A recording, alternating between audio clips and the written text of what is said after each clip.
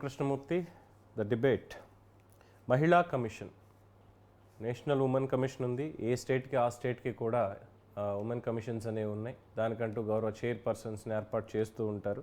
సరే, రాజకీయంగా ఏ పార్టీకి సంబంధించిన వాళ్ళు ఆ పార్టీ వాళ్ళని నామినేట్ చేస్తూ ఉంటారు. తర్వాత అధికార మార్పిడి జరిగిన తర్వాత రాజీనామా చేయడం, మళ్ళీ కొత్త వాళ్ళు రావడం, ఇవన్నీ జరుగుతూ ఉంటాయి వాస్తవానికి. సరే, ఈసారి ఈ రాజకీయం అనేది కూడా పక్కన పెట్టేద్దాం. స్టేట్ ఉమెన్ కమిషన్ పర్ఫార్మెన్స్ అనేది ఎలా ఉంది ఏంటి అనేది తీసుకున్నప్పుడు స్ట్రైట్ అవే ఐఎమ్ క్వశ్చనింగ్, మహిళా కమిషన్ ఏ ప్రాతిపదికన పనిచేస్తోంది?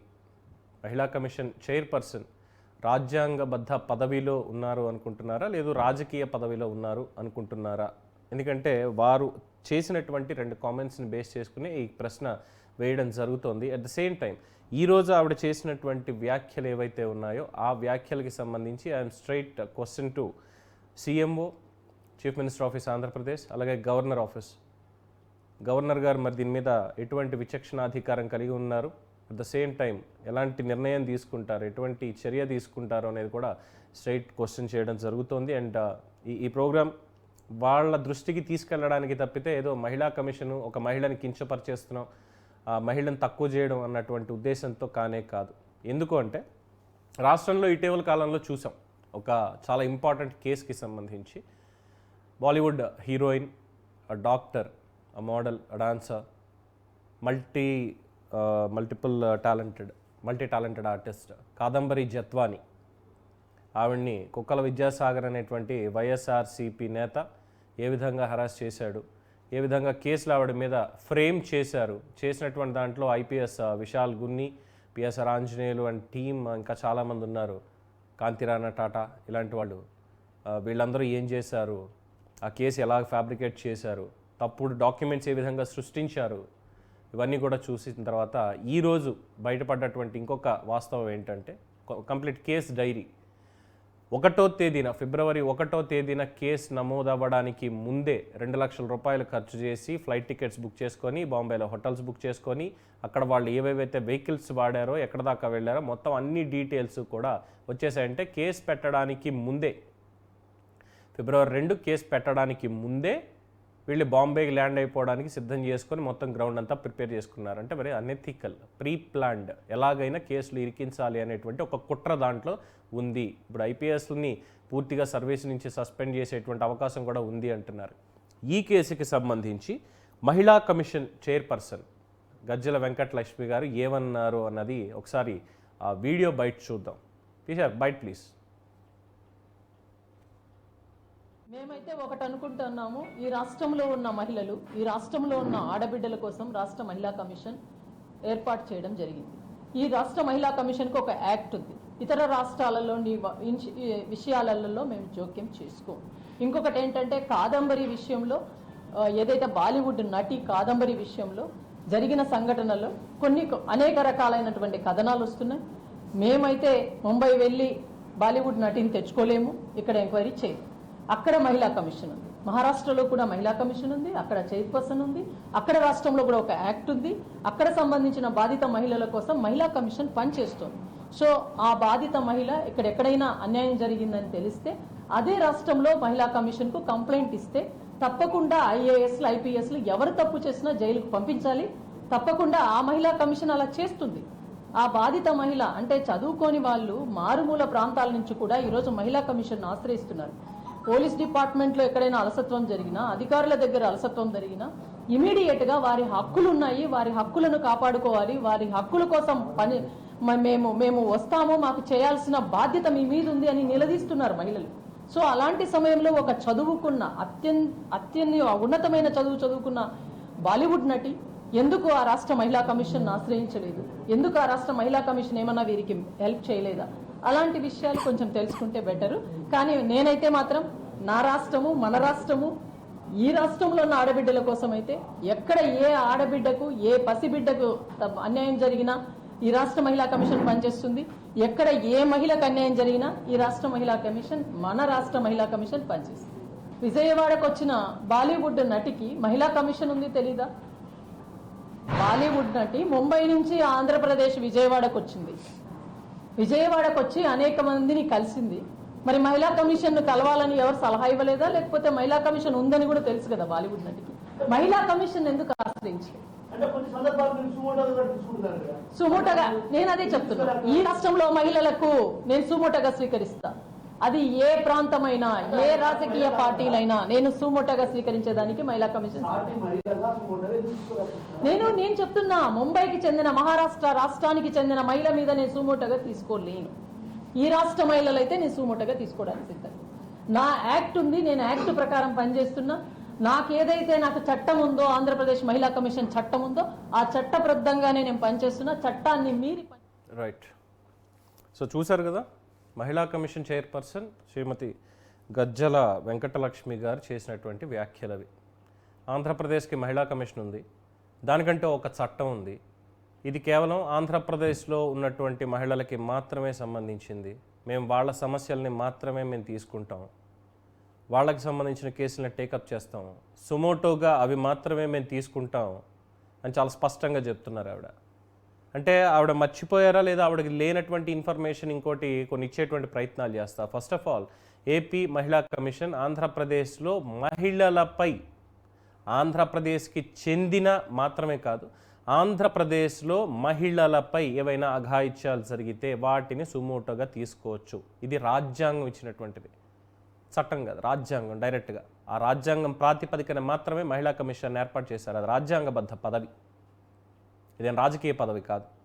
రెండోది, ఆవిడకి తెలియదేమో మాట్లాడితే మహారాష్ట్ర వనిత, మహారాష్ట్రకి సంబంధించిన ఆవిడ, మహారాష్ట్రలో ఉన్నటువంటి మహిళా కమిషన్ ఆ ఐపీఎస్లను వాళ్ళని ఏమైనా చేస్తుందేమో, చేయొచ్చేమో వాళ్ళంటే మేము చేయలేమని చెప్తున్నాయి ఓ పక్కన. రెండోది, కాదంబరి జత్వాని మహారాష్ట్రకి సంబంధించినటువంటి మహిళ పౌరురాలు కాదు, ఆవిడది గుజరాత్.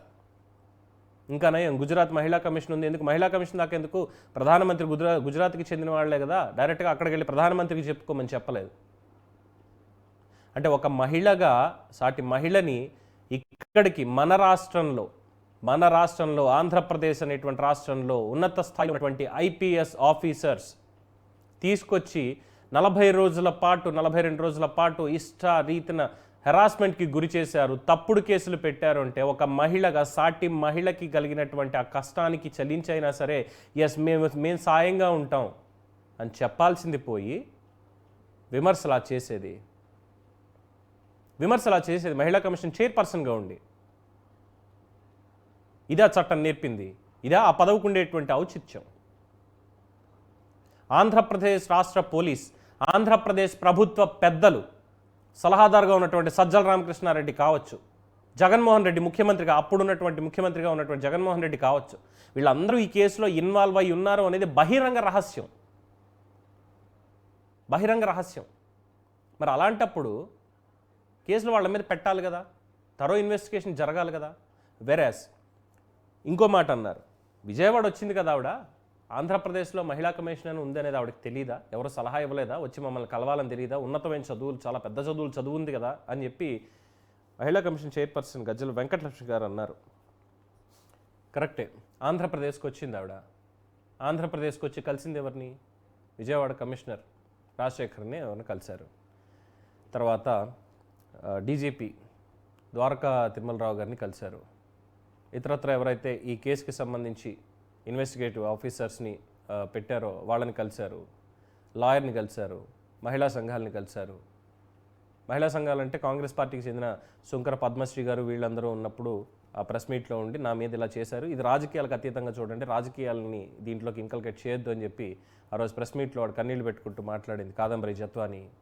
మరి ఇవన్నీ చూసిన తర్వాత అరే సాటి మహిళకి ఇలా జరిగిందే, పాపం ఇది మన రాష్ట్రంలో జరిగిందే, వేరే రాష్ట్రాల నుంచి వచ్చేటువంటి వాళ్ళని, అంటే మనకి ప్రతి చోట అతిథి దేవో భవ అంటాం కదా, అలాగే ఇక్కడ మన రాష్ట్రంలోకి తీసుకొచ్చి ఇలా అన్యాయం చేశారు, సో న్యాయం మనమే చేయాలి అనేటువంటి ఆలోచన ఎందుకు రాలేదు?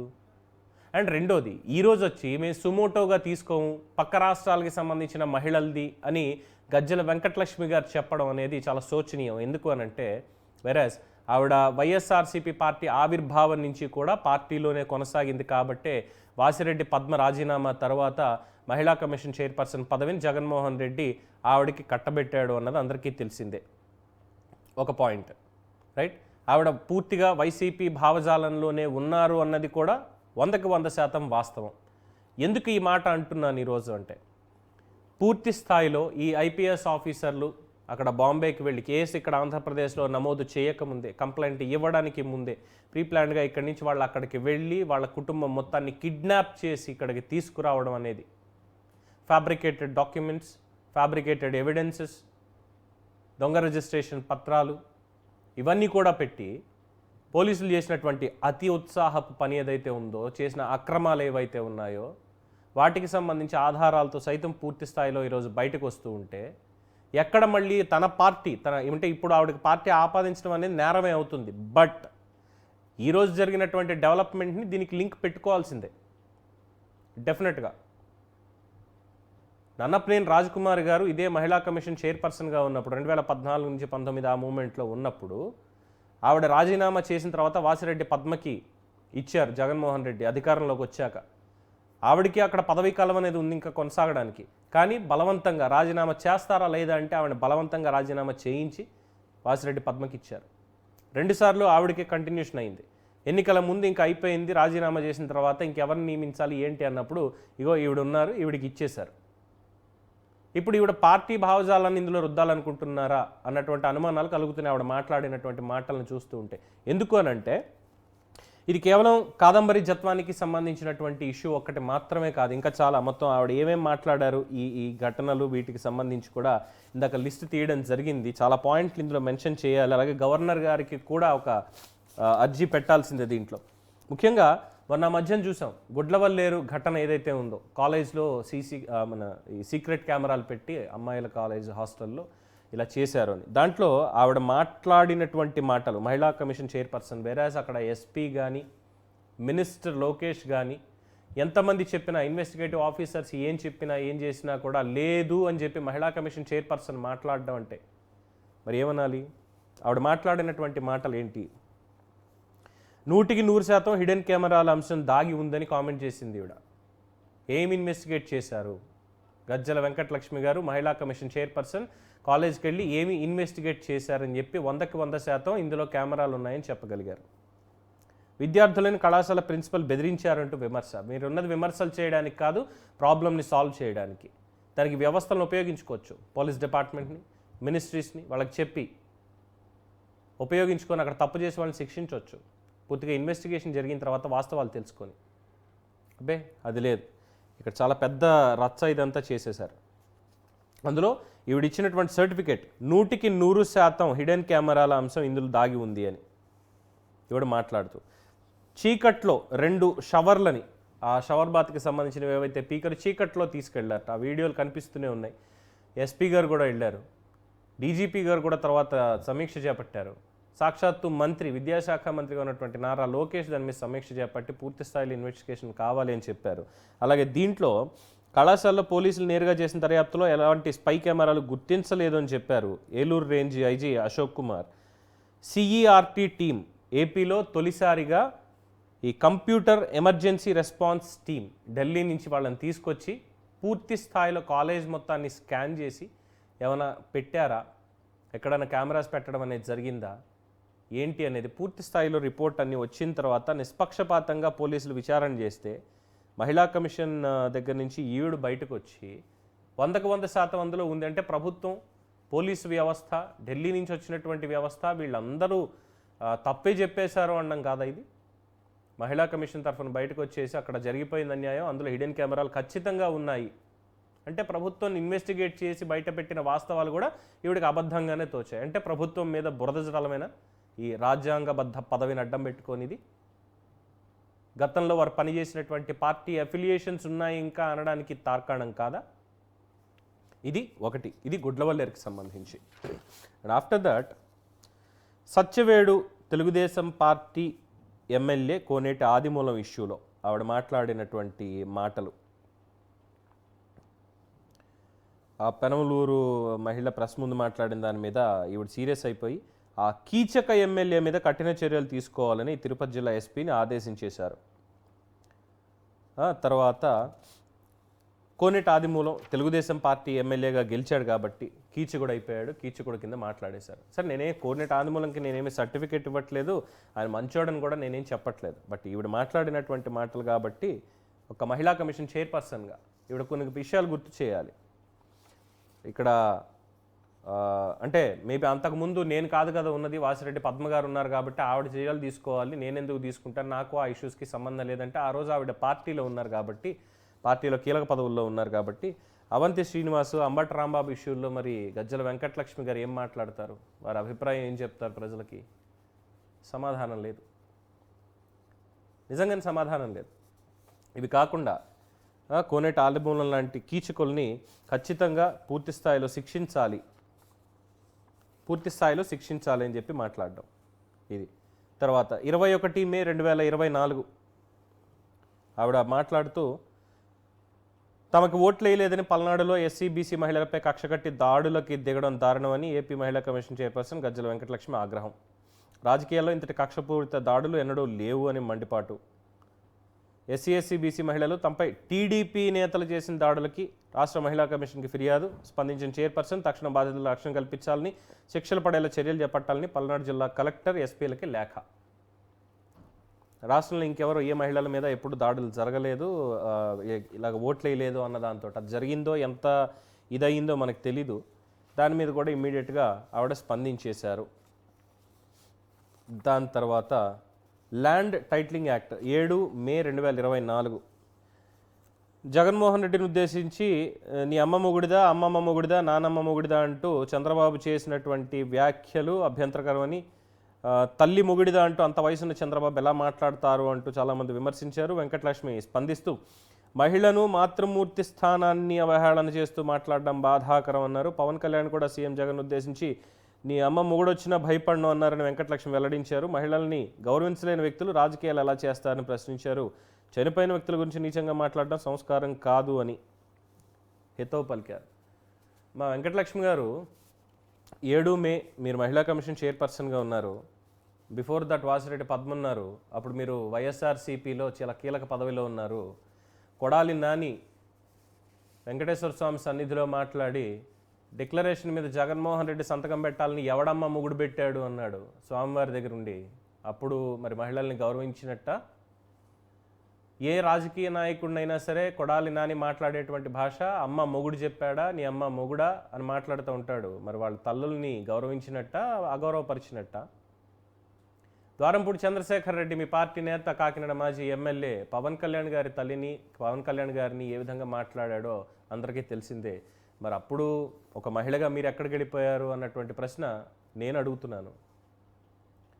చంద్రబాబు నాయుడు గారు అన్నది ల్యాండ్ టైటిలింగ్ యాక్ట్కి సంబంధించి, ఆ ల్యాండ్ టైటిలింగ్ యాక్ట్ వస్తే రేపు పొద్దున ఏం జరుగుతుందో అనేది మాట్లాడుతూ ఈ భూమి ఎవరిది, ఒక రైతుదైతే ఆ రైతుకు సంబంధించిన హక్కులు ఎవరు తీసుకోవాలి, నువ్వా, మీ నాన్న, మీ తాత అన్నట్టుగా ఏదో మాట్లాడారు. తప్పని నేనేమి ఆయన్ని సమర్థించట్లేదు. ఏమడిగారు, అమ్మమ్మ మొగుడిదా, నానమ్మ మొగుడిదా అంటే తాద్దా ముత్తాద్దా అని మీ భాషలోనే, మీ పార్టీ వాళ్ళ భాషలో చెప్పారు. మీరేమో ఇప్పుడు మహిళా కమిషన్ చైర్పర్సన్గా ఉండి రాజకీయ అఫిలియేషన్స్ తోటే మాట్లాడుతున్నారు తప్ప ఇంకోటి కానే కాదు అనేది నా ఆరోపణ. మరి దానికి మీరేం సమాధానం చెప్తారు అని. రెండోది, ప్రభుత్వాలను విమర్శించేలా మాట్లాడడం మాత్రమే కాదు, చాలా ఇబ్బంది పెట్టేలా కూడా చూద్దాం అనుకున్నారు. వీళ్ళ పార్టీ వాళ్ళు చేసేటువంటి ఆరోపణలు ఏవైతే ఉన్నాయో వాటికి ఈవిడే సమాధానం చెప్తూ 2023 ఆగస్టు 16 అప్పుడే ఆంధ్రప్రదేశ్ మహిళా కమిషన్ సభ్యురాలిగా ఈవిడ బాధ్యతలు స్వీకరించడం, అప్పుడే వాసిరెడ్డి పద్మ చైర్పర్సన్గా ఉండడం అందరికీ తెలిసిందే. వీడు మాట్లాడుతూ మేము పేరుకు మాత్రమే పదవిలో ఉన్న మహిళా కమిషన్లో 2 ఏళ్లు మహిళా కమిషన్ సభ్యురాలి హోదాలో జాతీయ మహిళా కమిషన్ హిమాచల్ ప్రదేశ్, మహారాష్ట్ర, ఉత్తరాఖండ్, ఢిల్లీ వంటి నగరాలతో పాటు విశాఖపట్నంలో నిర్వహించిన సమావేశాలకు హాజరయ్యాను. దాదాపు వీటన్నిటికి కలిపి 50 నుంచి 60 వేల వరకు ఖర్చు అవుతోంది విమాన టికెట్తో పాటుగా మిగతా అన్నింటికి కలిపి. సో మరి వీటికి ముఖ్యమంత్రి కార్యాలయ అధికారులకి అనేకసార్లు అర్జీ పెట్టాం, మరి ఇప్పటికీ ఏం రిలీజ్ కాలేదు.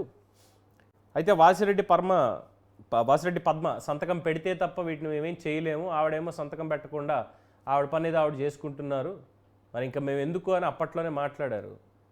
మొన్నొచ్చేసి జీవో కూడా రిలీజ్ చేసిందంటే గవర్నర్ గారి దగ్గరకు వెళ్ళి, అయ్యా ఇది పెద్ద పదవి, మరి చైర్పర్సన్ పదవి, ఇది రాజ్యాంగబద్ధమైన పదవి, 2026 వరకు నాకు ఇందులో కొనసాగేటువంటి హక్కు ఉంది, నాకేమో జీతభత్యాలు ఏంటి అనేది నిర్ణయించమంటే ప్రభుత్వం నిర్ణయించట్లేదు అని చెప్తే సెప్టెంబర్ 5వ తేదీన జీవో రిలీజ్ చేశారు.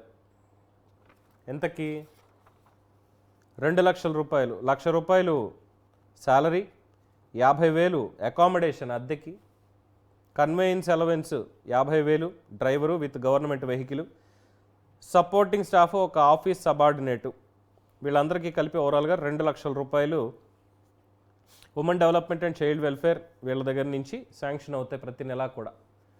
సో ప్రభుత్వ సొమ్ముని జీతంగా తీసుకుంటూ మహిళలకి రక్షణ అందించాల్సినటువంటి బాధ్యతాయుతమైన పదవిలో ఉండి ఒక నటిని ఆంధ్రప్రదేశ్ పోలీసులు గతంలో ఉన్నటువంటి పాలకుల తప్పుడు పరిపాలన కారణంగా అక్కడి నుంచి తీసుకొచ్చి ఇబ్బందుల పాలు చేసి చేస్తే మన రాష్ట్రంలో పరాయి రాష్ట్రం నుంచి వచ్చిన ఒక ఆడపడుచుకి ఇంత అన్యాయం జరిగిందే, న్యాయం చేయాల్సింది మనమే ముందుండి ఆవిడకి ఒక భరోసా ఇవ్వాలి అన్న ఆలోచన లేకుండా ఈ కేసు మేము సుమోటోగా తీసుకోము, ఆవిడ మహారాష్ట్ర పౌరురాలు కాబట్టి మహారాష్ట్రలో ఉమెన్ కమిషన్ ఉంది కాబట్టి అక్కడికి వెళ్ళి ఆవిడ కేసు పెట్టుకుంటే ఇందులో తప్పు చేసినటువంటి పోలీసులు కానీ ఐఏఎస్లు కానీ ఎవరైనా ఉంటే వాళ్ళని జైలుకి పంపించాల్సిందే, శిక్ష పడాల్సిందే, అక్కడ మహిళా కమిషన్ ఖచ్చితంగా ఆ పని చేస్తుంది, అక్కడికి వెళ్ళి కంప్లైంట్ ఇవ్వచ్చు కదా అన్న మాటలు ఆ పదవికి ఎంత సిగ్గుచేటు. న్యాయం చేయాల్సిన మనమే, మాకు అవసరం లేదు, మేము మా దగ్గర ఉన్న వాళ్ళకి చేసుకుంటాం, కానీ మన వాళ్ళు ఎవరినైనా తీసుకొచ్చి ఇక్కడ అన్యాయం చేసేయచ్చు, అంతే కదా. అంటే ఈ లెక్కన వేరే రాష్ట్రాల మహిళలు ఆంధ్రప్రదేశ్లో ఉండి ఇక్కడ ఉన్నవాళ్ళు ఏపీ మహిళలు కాదు, వాళ్ళు కేవలం ఏపీ పౌరులైనటువంటి మహిళలకి మాత్రమే మహిళా కమిషన్ పనిచేస్తుందా? ఇదెక్కడి విత్తండవాదం? అంటే పార్టీ లైన్ని ఇంకా క్రాస్ చేయట్లేదు. అందులో ఉన్నటువంటి ఆఫీసర్స్ వీళ్ళందరూ పేర్లు బయటకు వస్తున్నాయి, వాళ్ళు ఎప్పుడు ప్లాన్ చేశారనేవి బయటకు వస్తున్నాయి. ఇవన్నీ వస్తూ ఉంటే ఈరోజు అత్యవసరంగా మీటింగ్ పెట్టేసి ప్రెస్ మీట్ పెట్టేసి మేము సుమోటోగా తీసుకోవట్లేదు. ఏం చెప్తాం ఇంకా?